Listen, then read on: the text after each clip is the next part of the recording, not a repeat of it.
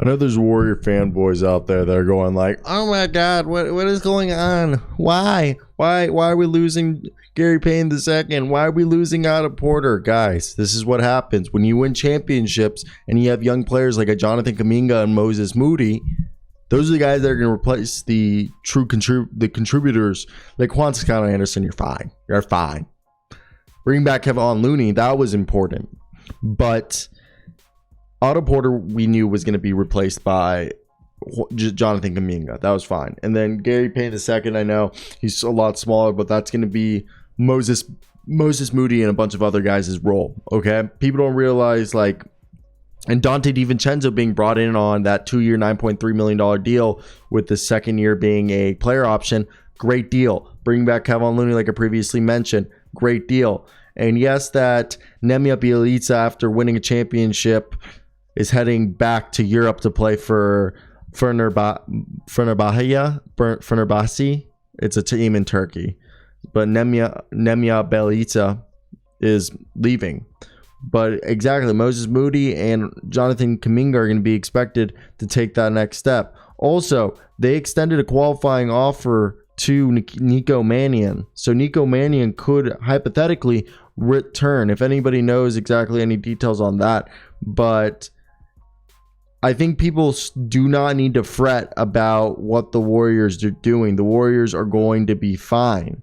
They're looking at targets. They're also, this is a team that, in my opinion, has done a pretty good job at always scouring the market. Supposedly Jeremy Lamb is still available, and if he's still available, Jeremy Lamb could be a veteran that they could look at if they're really, really itching to get another guy. But for me, they have the young guys to replace there. And also, I do love the idea of Nico Mannion returning.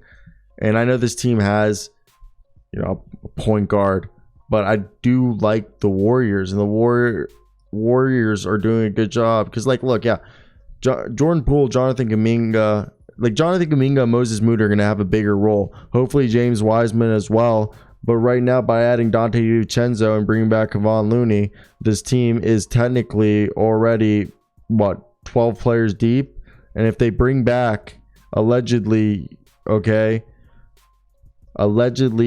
Nico Mannion has had a qualifying offer extended to him, if he accepts it, correct me if I'm wrong, and he wants to leave Europe, he can come back. That's all a big if. At the same time, that qualifying offer just means they retain his rights if they ever want to trade it.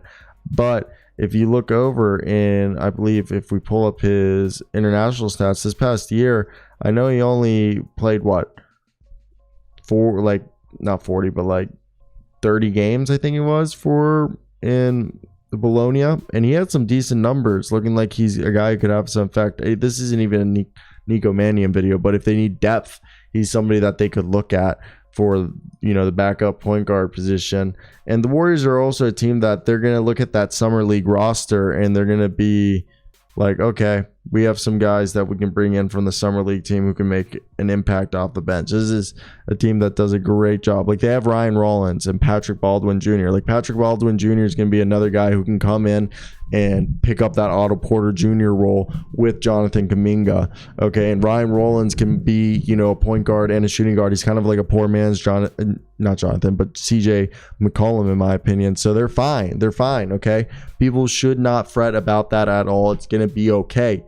And for me, I think this team, if they're still looking at other stuff, I think it's going to be interesting to see if they can.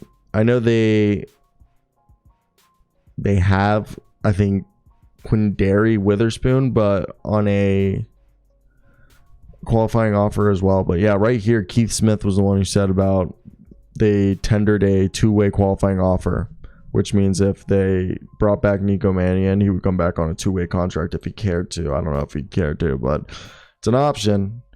And it sucks that they lost Gary Payne II, but they've done a good job at just continuing, to develop players. And the continuity has been the theme of this offseason, just keeping the things rolling, keeping that ball rolling, keeping the things going, not changing it up.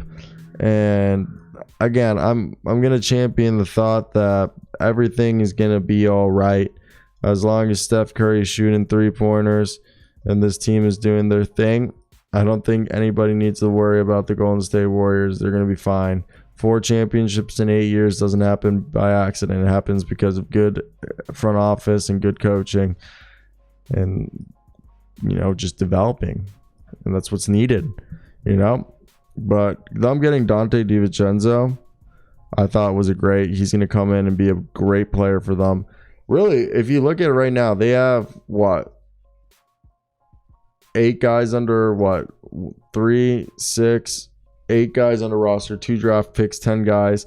They brought in, already Donte DiVincenzo and Kevon Looney back. That's like 12 guys right there. Holy crap. And supposedly they're going to go out and get themselves maybe a Jeremy Lamb. I think personally they're doing a great job at refilling this roster, reloading real quick. Okay. And I think it's going to be fine. It's going to be fine, and people don't need to worry because this is a team that it's the Warriors. They're going to be fine. And guys, Kevin Durant is not coming back. If anyone thinks that, you're foolish. I'm sorry. Also, sometimes I look up and NBA media, I just laugh at, maybe it's just me being a kid, but I did the same. I don't know. There's some people who don't look official as fuck running. I don't even know. I'm done. Bye. I love y'all. Like and subscribe. Do all that good jazz. Have a great day, by the way. Love you.